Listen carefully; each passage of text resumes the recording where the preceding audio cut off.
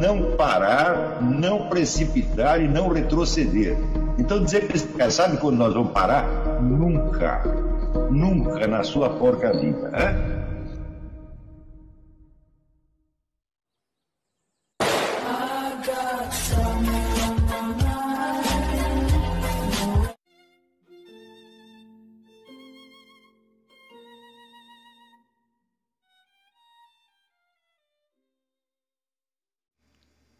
E aí pessoal, tranquilo? Então vem aqui antes do vídeo começar, pedir para vocês se inscreverem, quem não for inscrito, compartilhar, curtir, comentar. Quem puder seja membro do canal, que isso ajuda bastante. Tem também o link do Apoia-se. Quem puder ajudar nosso canal e apoiar financeiramente vai ser muito bem-vindo.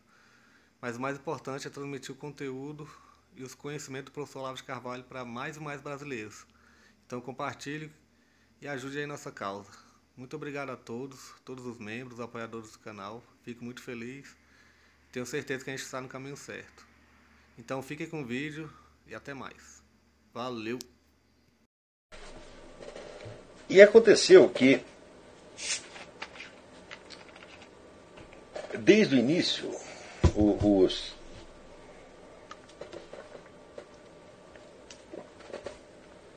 os admiradores da Revolução Francesa não gostaram muito desse livro.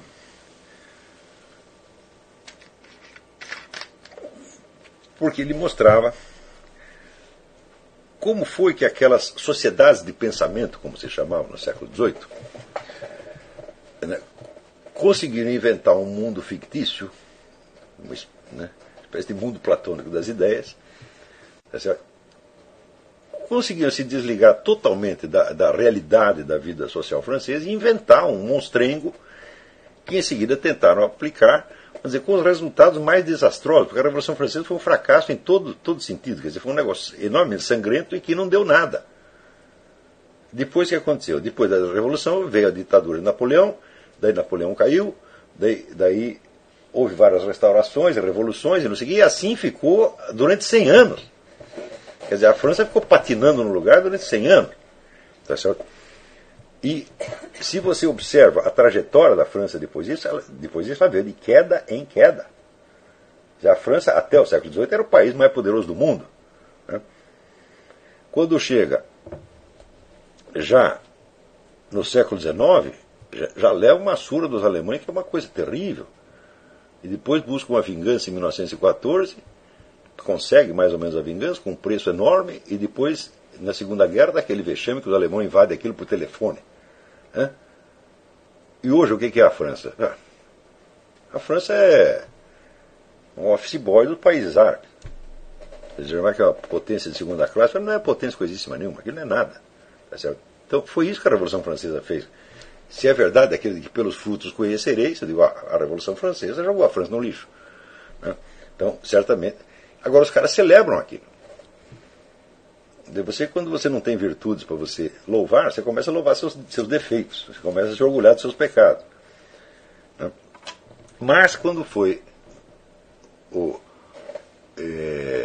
1989, já houve muitas reações na França. Muita gente dizia, não há o que comemorar, isso aí foi uma loucura. Né? Quer dizer, historiadores de peso diziam isso, mas no século XIX não era muito elegante dizer isso, e o Taine foi o primeiro que disse. E acontece que a técnica, o método do Taine era tentar entender as ações a partir dos seus agentes, individuais ou grupais. Quer dizer, como é que eles interpretavam a situação, o que eles viam, o que eles queriam, e o que eles fizeram, e o que eles obtiveram. Isso é, na verdade, essa é a própria definição da história. Quando surge a sociologia moderna, o inventor dela foi Emile Durkheim. Emile Durkheim ele faz uma crítica a esse tipo de historiografia, dizendo o seguinte, que por baixo das ações dos agentes existem fatores muito mais decisivos, que são fatores impessoais, que são, vamos dizer, o que ele chama os fatos sociais. Quer dizer, fatos sociais são forças que pesam sobre a sociedade, sobre os seres humanos, sem que isso dependa da intenção de quem quer que seja. Eles são fatores anônimos que pesam. São instituições, são hábitos, são resultados estatísticos, né? Totalidades estatísticas que pesam, etc, etc. E ele então cria uma ciência para estudar estas coisas.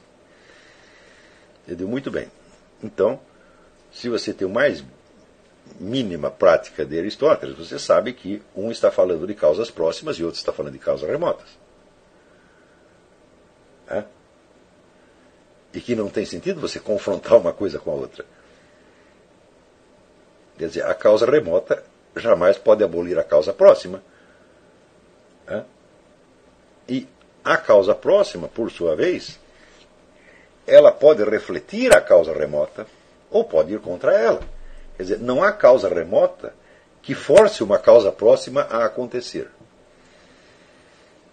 Agora, partindo da escola do Durkheim, ela acabou tendo uma influência também na historiografia, e nós chegamos no tal do Ferdinand Braudel. Qual era o ideal do Braudel? Uma história sem personagens. Uma história que é feita apenas de médias estatísticas, regras institucionais, etc, etc. Quer dizer, o Emile Durkheim elevado à enésima potência. Quando você lê aquilo, você diz, olha, tudo isso aqui está muito bonito, só que isso aqui não explica nada. Absolutamente nada. Por quê? Primeiro, essas causas remotas e fatos sociais, eles não existem em si mesmos.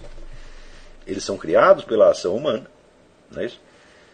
E eles só exercem alguma influência através de outras ações humanas, que ou, vamos dizer, as confirmam e reforçam, ou as impugnam. Né? Digamos, por exemplo, se você tem aí um país enorme, miserável, que está todo mundo abaixo da linha da pobreza, então, esse é um fato social. Você não pode dizer que ninguém fez a pobreza. Né? Não tem um agente específico que a criou. Aquilo foi, como dizia Max Weber, um conjunto de resultados impremeditados de ações humanas. Tá certo? Essa pobreza, ela pesa sobre todos os seres humanos.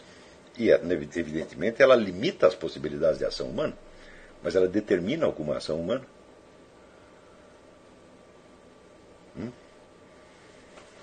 A pobreza causa diretamente alguma ação, mas que ela limita, eu sei.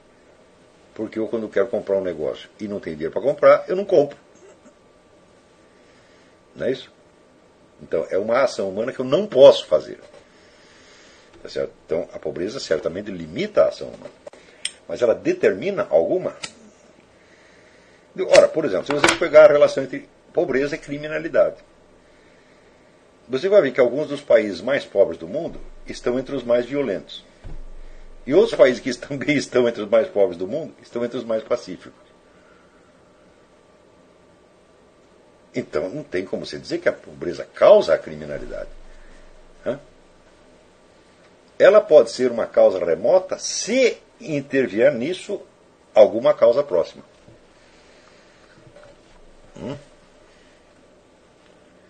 Por exemplo, se você espalha entre as pessoas a ideia de que os pobres, por serem pobres, tá certo, estão livres de certas obrigações morais, opa, aí eles podem começar a delinquir para achar, bom, eu sou pobre, então eu tenho direito. Não é isto? Então, isto é uma causa cultural mais próxima. Mas mesmo isso não determina que as pessoas vão delinquir. Precisa mais ainda. Para delinquir, você tem que ter os meios de delinquir.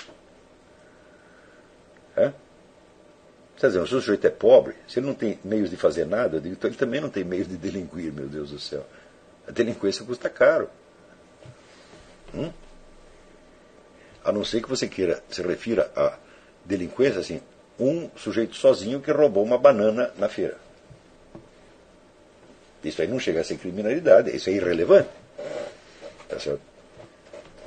Mas quando você vê como no Brasil, uma onda de crimes que mata 50 mil pessoas por ano, e as pessoas começam a explicar isso por causa da pobreza, eu digo, mas escuta, como que essas pessoas tão pobres que não têm dinheiro para comprar um sanduíche de mortadela, têm dinheiro para comprar um fuzil AR-15? Tem dinheiro para comprar uma metralhadora Uzi? Tem algo errado aí. Ou seja, ou elas foram roubando de banana em banana, e economizando um pouquinho de cada banana até chegar no fuzil, o que levaria aproximadamente 250 anos, ou interveio alguma outra causa.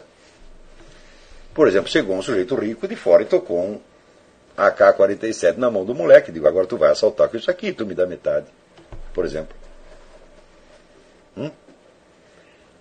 A pobreza faz com que alguém intervenha dessa maneira? Não. A não ser que alguém tenha essa ideia. Lá tem um monte de pobretão, estão morrendo de fome. Se eu oferecer para eles um meio de fazer um crime, né, que os tire da miséria, isso pode ser um bom negócio para mim. Mas alguém tem que ter essa ideia. E de onde surge essa ideia? Da cabeça dele, do modo como ele concebe as coisas. Então voltamos ao Hippolyte Taine. Você vai ter que explicar o que o agente queria, como é que ele enxergava a situação, como é que ele interpretava a situação e o que ele quis fazer. E quais são os meios que ele colocou, vamos dizer, em ação para poder realizar o que queria. Note bem, a ciência social, a sociologia, ela surge inteira em reação contra a historiografia psicológica. E ela já começa errado.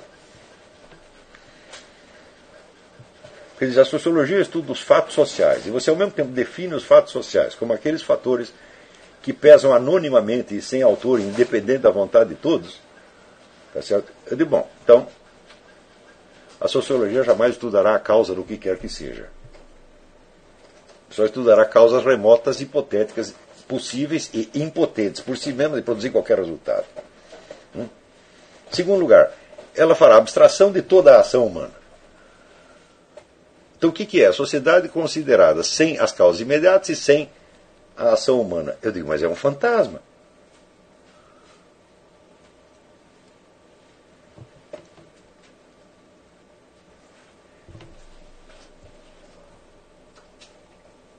Você veja que esta tendência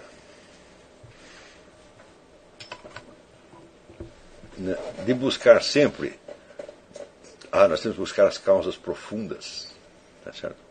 As causas estruturais, tá certo? Ela acaba nisso. Vamos dizer, essas causas estruturais, elas podem agir de maneira sempre limitante. Elas não podem por si determinar que nada aconteça. Nenhuma causa remota é causa eficiente. A causa remota opera mais ou menos como se fosse uma causa formal e uma causa final. Quer dizer, ela determina, vamos dizer, ela cria uma definição do estado de coisas, tá certo? E ela pode sugerir certos objetivos, mas ela não pode determinar a ação. Em toda e qualquer ação humana existe o agente humano concreto. Ora, da onde surge esta ideia, vamos dizer, de fatores impessoais espalhados na sociedade, e que teoricamente são as causas das coisas? Bom, se você estudar a origem disso, estudar pelo método do Taine, que ele até não estudou muito profundamente, mas teve um outro sujeito chamado Augustin Cauchin, que estudou com minúcia, você verá o seguinte, que no século XVIII surgem, sobretudo na França, as tais sociedades de pensamento. Sociedades de pensamento são clubes de debates, né? Então eles se substituem aos antigos salões literários. Alguns eles emergem dos salões literários, mas vão um pouco adiante. Alguns estão ligados às sociedades secretas, maçônica, Illuminati, etc. Outros não. Então você tem um fenômeno que Voltaire chamou de República das Letras. Então, é uma massa de intelectuais, uma grande quantidade de pessoas letradas ou semiletradas, que se reúnem para dar palpite sobre tudo que existe. Ora, e outro dia, na gravação que eu fiz sobre absolutismo e revolução, eu mostrei para vocês qual é a situação que predispôs à criação da sociedade de pensamento. Foi o advento, vamos dizer, do Estado moderno, que se coloca como uma entidade neutra acima dos conflitos de religião. E que, portanto, cria o dualismo entre o que é a atitude admissível do cidadão na sua vida pública e o que é a opinião pessoal que ele tem que guardar para si e para seus amigos. Claro que é uma situação inteiramente artificial, essa divisão é difícil de manter. Você não pode sempre ter uma ideia para você e outra para o público. Né? Então, cria esse dualismo. Resultado.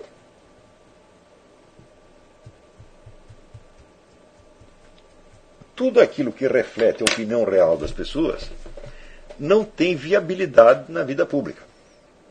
Então tem que encontrar um canal para onde escoar. Então, bom, já que o que nós falamos não tem importância na política, não pode interferir na política, então nós pelo menos discutimos entre nós. E nós criamos o quê? Um negócio chamado opinião pública. As nossas opiniões não podem condenar uma pessoa à cadeia, tá certo? Mas podem manifestar a nossa desaprovação. Então você cria o quê? O castigo moral. Você não é aprovado pelo círculo das pessoas letradas, importantes, das pessoas maravilhosas, etc, etc. Esta sociedade de pensamento, ela surge primeiramente desta motivação, ou seja, de você criar. Isso foi estudado brilhantemente num livro chamado Crítica e Crise. O autor chama-se Reinhard Koselleck. É um clássico isso aí.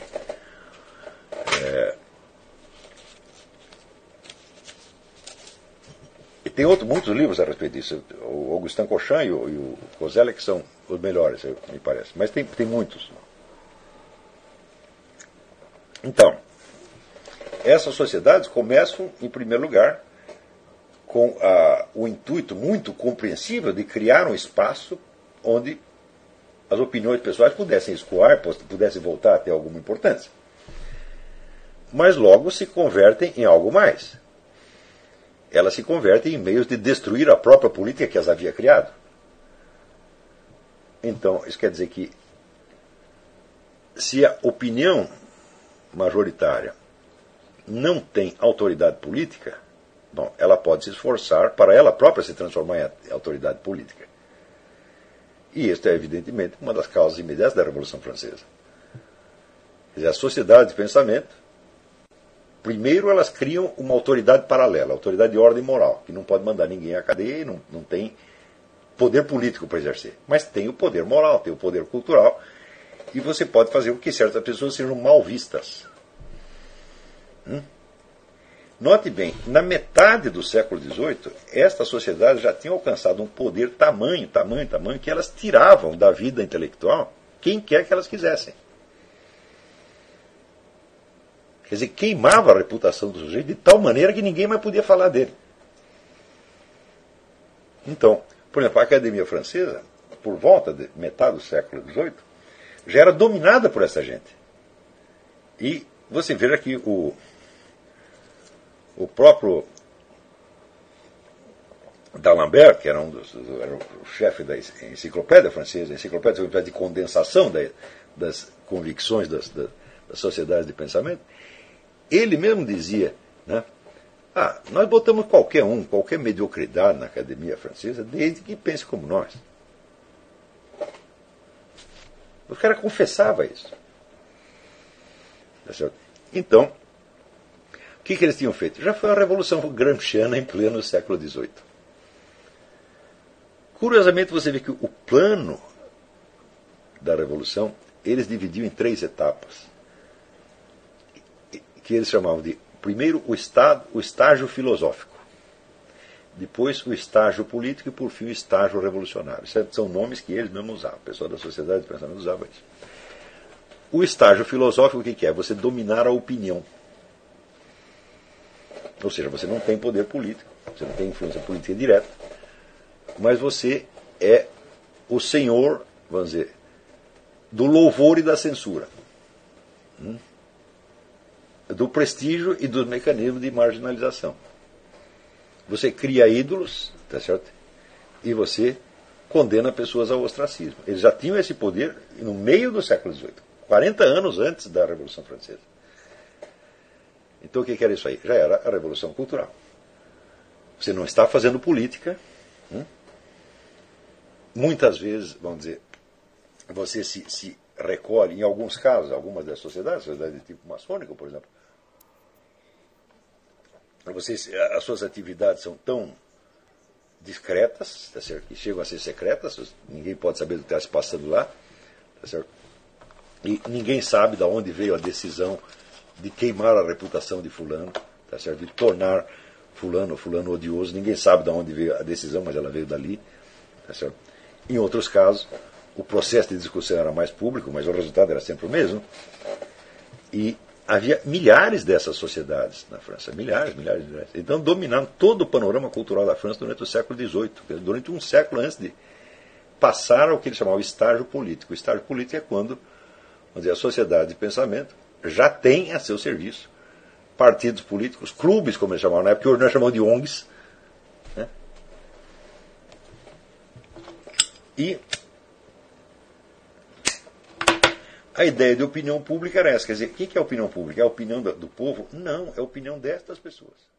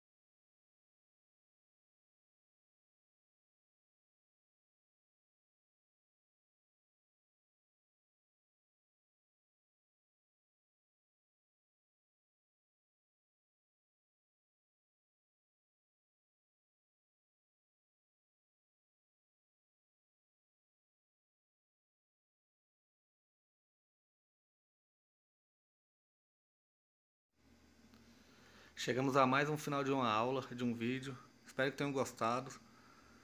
Quem não se inscreveu ainda, se inscreva, compartilhe, comente. Ajude o nosso canal, apoie, seja membro. E ajude o nosso canal a chegar a cada dia a mais brasileiros que precisam muito do conhecimento do professor Olavo de Carvalho. Então é isso aí, fique com Deus, até o próximo. Valeu! Então é isso aí, pessoal. Que é o nosso canal. Que são alguns livros que eu já li. A maioria foi doação, mas alguns eu adquiri, professor Olavo de Carvalho. Alguns livros se perderam aí que eu emprestei. Professor Alexandre Costa. A Bíblia Sagrada. 10 lições sobre Karl Marx. Indico a não ler esse livro, que é muito ruim mesmo. Alguns pensadores aqui que realmente, como o professor Olavo de Carvalho disse, não são pensadores. Valeu, tamo junto aí. Apoie nosso canal, seja membro.